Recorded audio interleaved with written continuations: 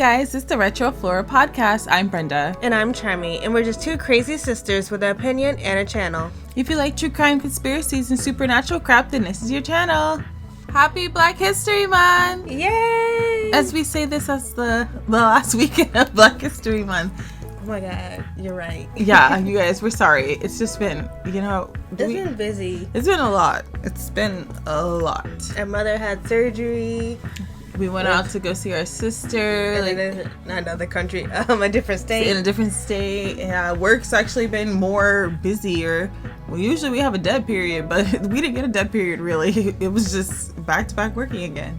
But we're here, and we have something for you today. We have, from my favorite Reddit thread, the No Sleep Reddit thread, a story that's pretty creepy. And I think it's like a fleshy boy kind of situation going on. It's about the forest. You know, the spooky forest that I don't really like to spend too much time in. You and your forces. Multiple forests. Woods. I don't know. Yes. As much as I love camping and let me rephrase this. As much as I love glamping and I love glamping, the thought of being in the woods definitely scares me. So hiking, I like hiking too, but cabin in the woods ain't in the scary horror genre for nothing. Right? Yeah. Neither is Evil Dead. Yeah, there's a lot of that movie that just came out last year, Until Dawn. Also in the woods. You know what though? That movie compared to the game sucked. I like the concept of the movie. That's because you didn't play the game. Okay, I was gonna say because I didn't play the game. I like the concept of the movie. If you had played the game first, then you'd be like, "What the heck is this?" Well, I still would like the concept of that Happy infinite Death Day. Yeah, the infinite loop, but it's different. I guess I should say Groundhog's Day instead of Happy Death Day. Hey, speaking of the groundhog, groundhog, why you go back under the ground? Because this winter really is wintry, okay? But it hasn't been really that, it did rain, but no, I it did not. More. It didn't just rain, it was Arctic rain. It was so cold. It was like high 50s. That was the high of the day. That's not California weather for us. Okay. So, well, people listen to you like, really, high 50s? Well, I'm in negative something. Right, I said, but I ended up with, it's not typical California weather. Like, you guys, trust me, I experienced cold too. Not like insane cold, like negative degrees. But I went to Seattle during the winter time. I don't know why we did that. We really were not prepared for that. I had never experienced cold in my life until I went to Seattle. And I was like, oh, this is real cold. The grass is frozen. California code can't touch this. Yeah, California code ain't got Northern California. Yeah, but we live in Southern California, which is not cold. Look, LA couldn't touch this. Okay, that's why I can say that because I've never experienced cold. We were like, it was below freezing temperatures. I was like, I know you're lying. I know it's not 26 degrees right now. Like, I don't understand that. I'm used to, like, you dip into the 30s and I'm over here like, where the Night King coming. Oh my god, winter is here. Without further ado, let's get into this. Okay, so you already know from No Sleep Reddit thread, but it's from Pentyworth 223 and it's written 28 days ago. And it's titled, "The Friend Wanted to Test a Haunted Trail. There's Something in the Trees." Get rid of that friend. Right, because I don't care how good of friends we are. I'm not doing a haunted trail with you. I'm probably not doing anything haunted with you. I'm just not that friend. I'm sorry. I like to watch my horror, not be in horror. Yeah. We weren't supposed to be out there. Not because it was illegal or fenced off or the government doesn't want you here thing. It was just one of those places locals talk about like it's weather. You don't hike the trail after 4. You don't camp by the creek. If you hear someone calling your name, you keep walking like you didn't. Everyone has a version of why. My friend had all of them saved in his head like tabs he never closed. "Dude," he said, adjusting the straps on his pack. "I'm telling you, it's not even a hard trail. It's basically a loop. We're in and out." I stood at the wooden kiosk at the trailhead and stared at the map like it might change its mind and become comforting. Pine Hollow Loop, 3.8 miles. Elevation gain 640 feet. Last water, Sage Creek, seasonal.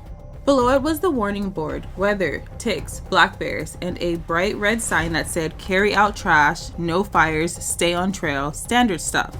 Then lower down, someone had carved into the wood with a key or a knife the letters deep enough to catch the light. Don't listen. I stared at it a little too long. My friend saw me and smiled like he'd won. "See," he said, "haunted." "It's graffiti," I said. Graffiti with intent, he replied, like that was a thing. Also, my cousin's friend, okay, yeah, I know, my cousin's friend swears he heard a lady crying out here last summer, like full on sobbing. And he went on to check. You don't go check, I said automatically. He spread his hands. Exactly. That's what makes it creepy. That's the point. He said it like he was buying tickets to a haunted house.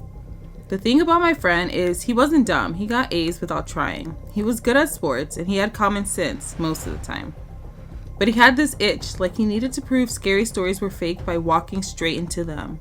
You told your mommy you were at my house, I asked. He rolled his eyes, yes, and I told my dad we're going to get fresh air. Relax. Fresh air, I repeated dry. Fresh air with lore, he said, grinning, and started down the trail before I could argue again. I followed, and the gravel lot disappeared behind the trees. At first it was normal. Pine needles underfoot, sun through the branches, a couple of squirrels doing their usual I'm going to throw an acorn at you routine. Wait, what kind of squirrels you at? Right, I've never had no dogs always be like, squirrel! Right, because they don't want them acorns thrown at them. The trail was well worn, wide enough for two people if you don't mind brushing shoulders. We talked like we always talked when we were trying to make time pass. I do mind. School, a teacher we both hated, how his older brother was probably going to flunk out of community college because he spent more time benching than studying. He kept tapping the side pocket of his pack like he was checking something. Eventually, I realized it was his phone. No service, I said, because I could see him trying to pretend he didn't care. He made a face. My dad's going to say this is nature's healing my screen addiction. Your dad texts you 8 times a day, I said. That's love, he said. And then, like a magnet, the conversation swung back to the place. You ever notice, he said, how every town has a don't go in that woods spot? Yeah, I said, because people get lost in woods. No, like a specific spot, he insisted. Like there's always a bridge or a creek or a trail that everyone agrees is weird. Maybe because people like making stuff up, I said. He walked backwards for a couple of steps, hands spread like he was presenting a case. Okay, but answer me this. Why do people always hear voices? Like the same thing, crying, someone yelling your name, a baby. It's like always the same. Because brains are stupid, I said. We hear patterns. It's like how you see a face in a cloud, how you see faces in the clouds. He snapped his finger. Exactly. Faces. What? He nodded towards the trees. That's what people say they see out here. Faces, like in the bark, in the leaves, like someone is standing behind a tree, but when you focus, it's just wood. A chill ran up my spine that had nothing to do with the temperature. Cool, I said, because I didn't have a better word. He laughed. Dude, you're fine. You're literally armed. I looked down at what he meant. My little folding knife clipped to my pocket. It was a cheap one my uncle gave me with the gas station logo on it. Great for opening boxes, but not much else. Yeah, I said, terrifying. We kept walking. About a mile in, we passed a small wooden post with a metal tag nailed to it. PHL, 1 point. My friend slapped it like it was a checkpoint. I guess that's 1 mile. Oh yeah, it says 1 mile. Oh yeah. 1 mile, he said. See? Easy. I nodded, but my attention had snagged on something else. A smell. Not a rot, not skunk, not bear. Something like wet pennies and old leaves. What does a wet penny smell like? It's like rust. Yeah, I'm thinking like rust. You know how like they say like blood smells like people. old pennies. What? Old people, no. They don't smell like old pennies. They just smell like old people. Something like wet pennies and old leaves, like metal left out in rain. It came and went, faint, like the woods were breathing it. After maybe 20 minutes, the trail narrowed. The woods got thicker. The air changed. It wasn't cold exactly, but it was heavier. Like the wind didn't move here the same. The sound of our footsteps got softer, muffled by moss and damp earth. That's when I had the first I'm being watched moment. It was not dramatic, no twig snap, no shadow darting. Just a feeling, like someone had leaned closer behind you in a line and you could sense the space changing. I glanced back, nothing. Just the path curving away, empty and green. You good? My friend asked without looking back, like he could tell I'd slowed. Yeah, I lied. I thought I saw... Never mind. He smirked. Faces in the trees? Shut up. He chuckled, pleased with himself, and we kept going. Another 10 minutes and I saw it again. Not a full person. Not a clear shape. A face. What my brain insisted was a face. Pale and flat between 2 trunks to the left, half hidden by fern frauds.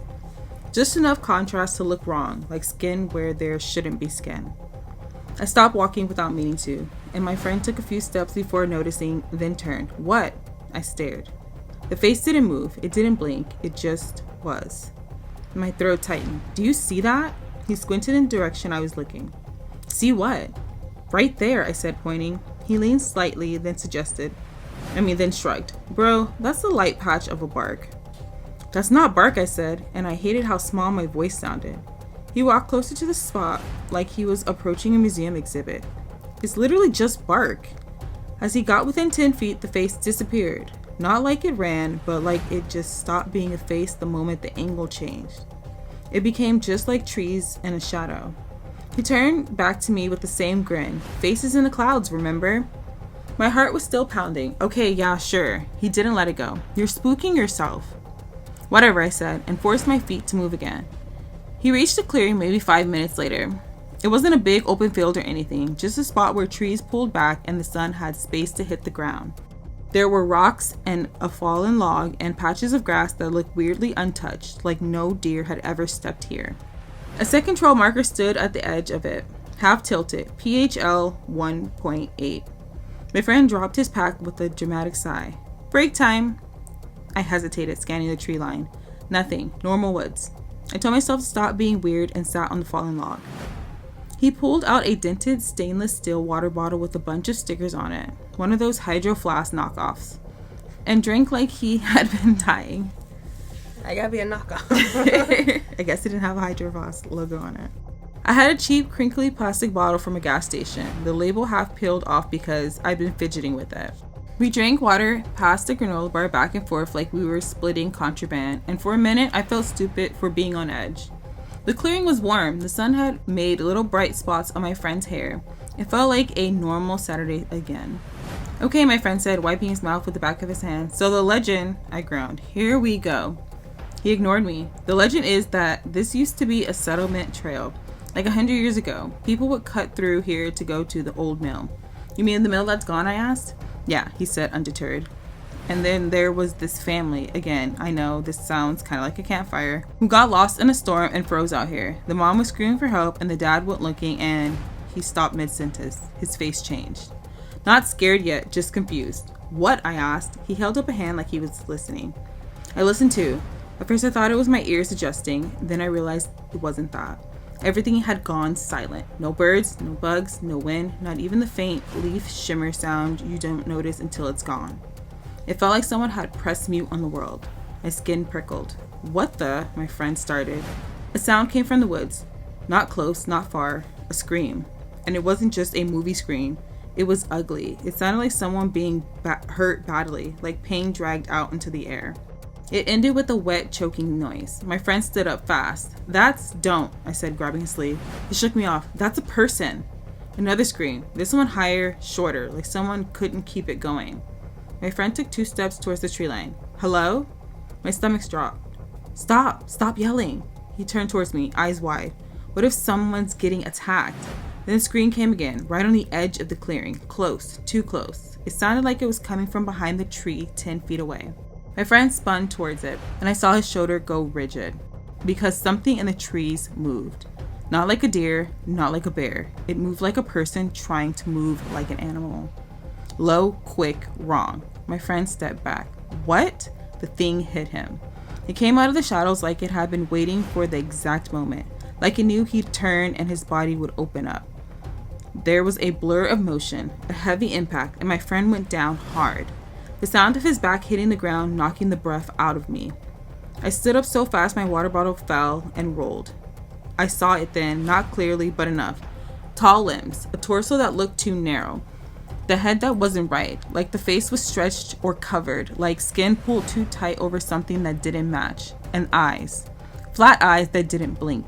My friend tried to scramble backwards, hands digging into the dirt. This is all his fault, by the way. It really is his fault. Like, he really should have just not gone. You wanted to go in the woods. You wanted to go to the hunting parts. You like, man, this is why we die. The creature didn't rush. It hovered over him for half a second, almost considering. Then it opened its mouth, and the scream that came out wasn't a scream from a woman. It was my friend's voice. It sounded exactly like him, down to the little crack his voice gets when he's yelling too loud.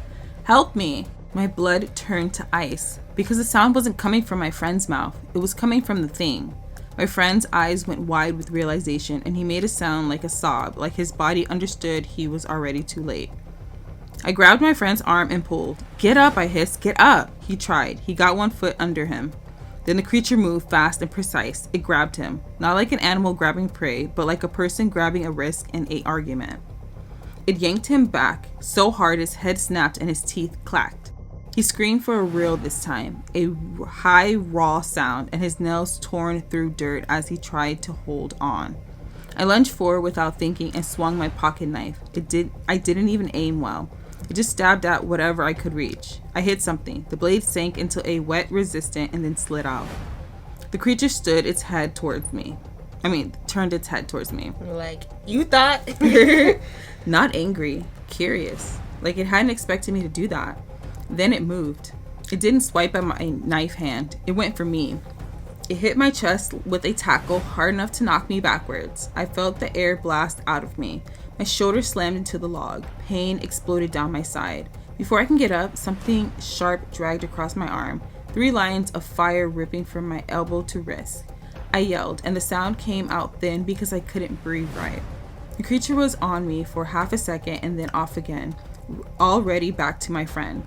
Like I wasn't the meal, just the obstacle. My friend was screaming, flailing, trying to kick it away. And the creature, it did something I can't quite replay without shaking. It leaned close to him, face inches from his, and it whispered in his voice, a normal voice, casual, almost annoyed. "Stop." My friend froze for a split second because his brain tried to obey his own voice. The hesitation was all it needed. It jerked him sideways into the tree line with a strength that didn't match its thin body.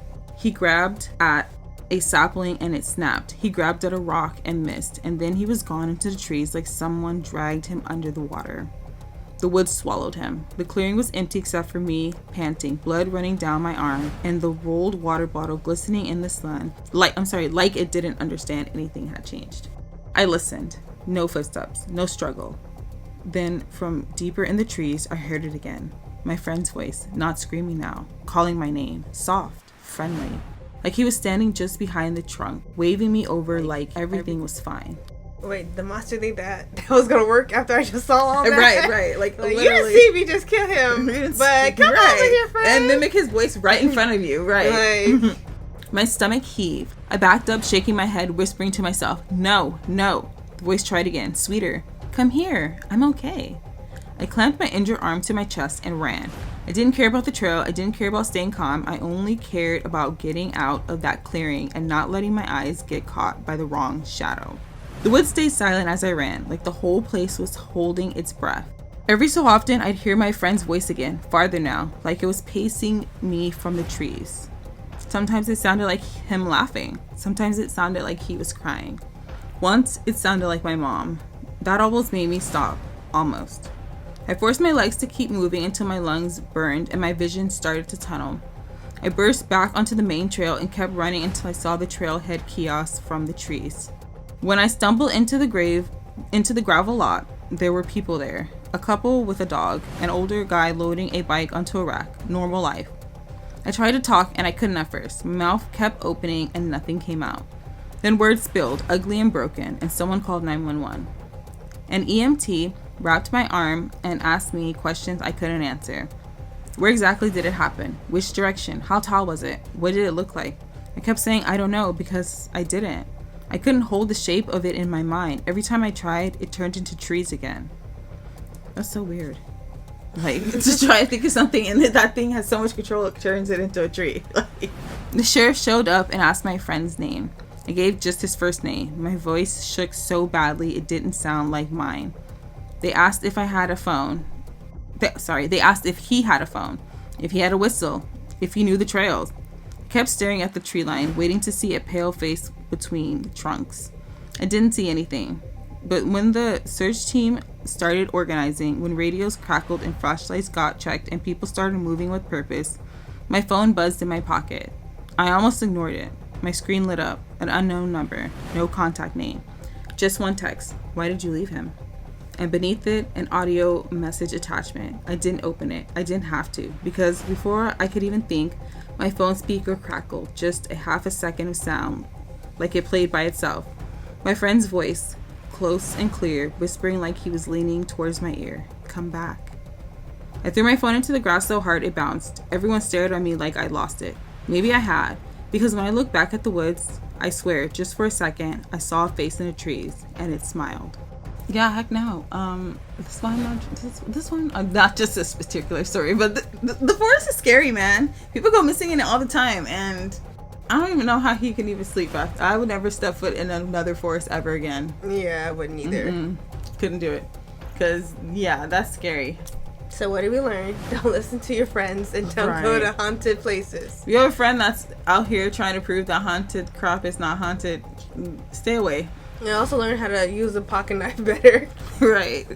Well, he did say it was a dull knife, so go strapped. Go strapped in the woods. That's all I can tell you, because these creatures, they're not playing with you. They will beat the crap out of you. They will try to gaslight you and you didn't see them kill your friend. Come here, I'm okay. Why'd you leave me? Yeah, I love you. I'm not gonna hurt you. Well, you've made it to the end. You must relate the sounds about high-pitched voices and quirky commentary. You might as well like and subscribe to our channel and hit the bell to be notified every time we drop new content. If you want to follow our social medias, they will be linked in the description box below. Bye! Bye, you guys. Stay out of the woods. If you hear something calling your name, no you didn't. And yeah. Happy Valentine's Day. Well, that too. Happy Valentine's Day. Happy Black History Month. Yes. Love you. Mwah, mwah.